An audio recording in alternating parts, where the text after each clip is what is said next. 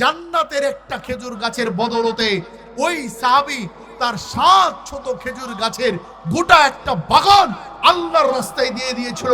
বলেন আল্লাহু আকবার। ঘটনাটা কিতাবের মধ্যে এইভাবে আসছে, একজন সাহাবীর বাড়ি পাশে ইহুদির বাড়ি, ওই ইহুদির বাড়িতে একটা খেজুর গাছ ছিল, গাছটা সাহাবীর বাড়ির উপরে হালানো, খেজুর গুলা পেকে পেকে সাহাবীর বাড়িতেই পড়তো। ওই সাহাবীর ছোট ছোট সন্তান ছিল, না বুঝা মুখে দিয়ে ফেলতো। ইহুদি এতটাই দুষ্ট ছিল, এতটাই পাজি ছিল, ওই সাহাবীর সন্তানদের মুখের মধ্যে আঙুল দিয়ে খেজুর গুলা বের করে নিয়ে চলে যেত। বলেন না নাউজুবিল্লাহ।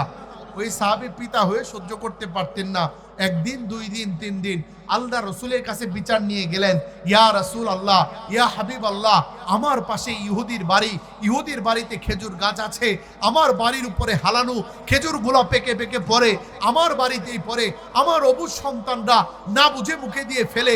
ওই ইহুদি এতটাই পাজি, এতটাই দুষ্ট, আমার সন্তানদের মুখের মধ্যে আঙুল দিয়ে খেজুর গুলা বের করে নিয়ে চলে যায়। আমি পিতা দেখে তো সহ্য করতে পারি, ইয়া রাসূলুল্লাহ, আমার তো সামর্থ্য নাই, ওই খেজুর গাছটা আপনি কিনে আমার জন্য হাদিয়া করে দেন। আল্লাহ রসুল দৌড়ায় গেলেন ইহুদির বাড়িতে, গিয়ে বললেন, ইহুদি তুমি তোমার এই খেজুর গাছটা আমাকে দিয়ে দাও।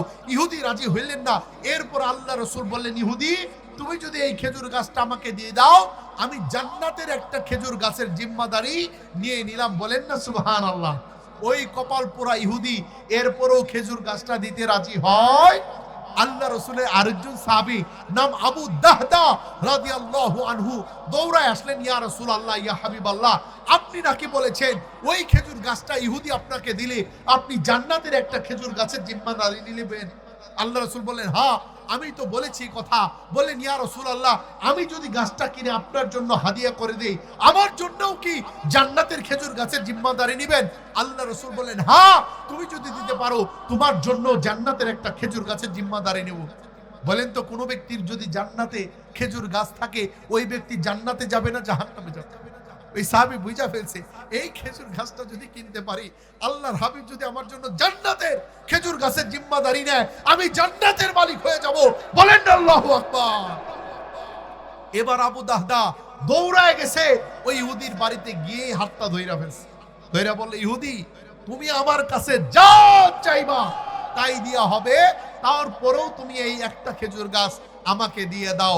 ইহুদি বেচার মতো কোনো নিয়ত ছিল না, ঠাট্টা করার জন্য, বিদ্রুপ করার জন্য বললেন, আবু দাহদা তোমার তো 700 খেজুর গাছের গোটা একটা বাগান আছে, আছে না? বলল, হ্যাঁ আছে।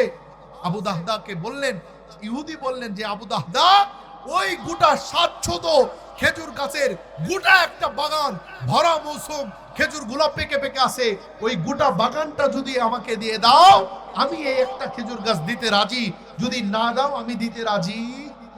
আবু দাহদা বিন্দু পরিমাণও চিন্তা করে নাই, সাথে সাথেই বলছে, ডন, আমার ওই খেজুর বাগান নিয়ে নাও, এই একটা খেজুর গাছ আমাকে দিয়ে দাও। ওই খেজুর গাছ কিনা আল্লাহ রসুলের নিকটে যাচ্ছেন, এই মুহূর্তেই আল্লাহ তাআলা তার ফেরেশতা জিবরাইল আলাইহিস সালাতু ওয়াস সালামের মাধ্যমে আল্লাহর হাবিবের নিকটে সুসংবাদ পাঠিয়ে দিয়েছেন।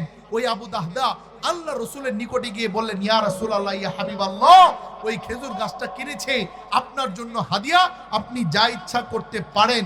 আল্লাহ রসুল সুসংবাদ শোনায় দিলেন, আবু দাহদা জান্নাতে কেবলমাত্র শুধুমাত্র আল্লাহ তাআলা তোমাকে একটা খেজুর গাছের বাগান মালিক বানান নাই, আল্লাহ তাআলা জান্নাতের শত শত খেজুর বাগানের মালিক আল্লাহ তাআলা তোমাকে বানিয়ে দিয়েছেন। চিৎকার মেরে বলেন আল্লাহু আকবার। সাহাবায়ে কেরামের এই দিলের মধ্যে দুনিয়ার মহব্বত ছিল না আখিরাতের মহব্বত ছিল? আর আমাদের এই দিলটা দুনিয়ার মহব্বত দ্বারা ভরপুর, ঠিক কিনা ভাইয়ের আমার? আমাদের সমাজের চিত্র আজ থেকে 1400 বছর আগে আল্লাহর হাবিব জানিয়ে গেছেন।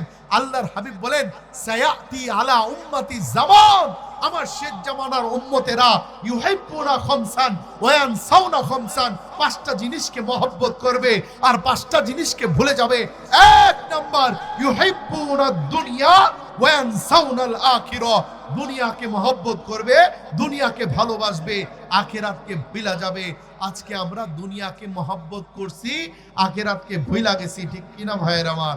এই জন্যই আমাদেরকে যখন আল্লাহ তাআলার পক্ষ থেকে দৈনিক 5 বার ডাকা হয় আল্লাহু আকবারের ধ্বনির মাধ্যমে, মুয়াজ্জিন যখন আল্লাহ তাআলার পক্ষ থেকে আমাদেরকে ডাকে, আমাদের বাজারের দোকানগুলোর মধ্যে তালা লাগে। যদি আল্লাহ তাআলার মহব্বত দিলে থাকতো, আখিরাতের মহব্বত থাকতো, আল্লাহ তাআলার পক্ষ থেকে মসজিদে আজান হয়ে যেত, সাথে সাথে মসজিদে সকল মুসলমান একসাথে হাজির হয়ে যেত, ঠিক কিনা ভাইয়ের আমার? এজন্য আখিরাতের মহব্বত দরকার আছে না নাই? আল্লাহর হাবিব বলে দিয়েছেন, ওই ব্যক্তিটা সব থেকে বেশি বুদ্ধিমান যে ব্যক্তি দুনিয়াতে থাকতেই ওই আখিরাতের সামানাকে গুছিয়ে নিয়ে যায়। আমরা মারা যাব, আমাদের সমস্ত আমল বন্ধ হয়ে যাবে, 3টা আমল কিয়ামত পর্যন্ত দাঁড়িয়ে থাকবে। 1 নম্বর সাদাকাতুন জারিয়া, এমন দান করে যাওয়া, এমন সাদাকা করে যাওয়া যে সাদাকা জারি থাকে। মসজিদের জন্য দান করে গেলেন, 1 বস্তা সিমেন্ট দিয়ে গেলেন, মসজিদ থাকবে।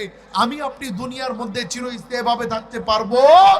ওই মসজিদ যতদিন থাকবে, যতদিন মসজিদে নামাজ হবে, যতদিন মসজিদে কোরআন তেলাওয়াত হবে, ততদিন আমি কবরের মধ্যে শুয়ে একটা সওয়াবের ভাগ পাইতেই থাকবো। একবার বলেন না সুবহানাল্লাহ। আমার বাড়ি, আমার ধন, আমার সম্পদ সবকিছুই রেখে আমাদেরকে কবরে যেতে হবে। যে দানটা আমি আল্লাহ তাআলার জন্য করে যাব, ওই দান কিয়ামত পর্যন্ত আমার কবরে পৌঁছাইতেই থাকবে। বলেন না সুবহানাল্লাহ।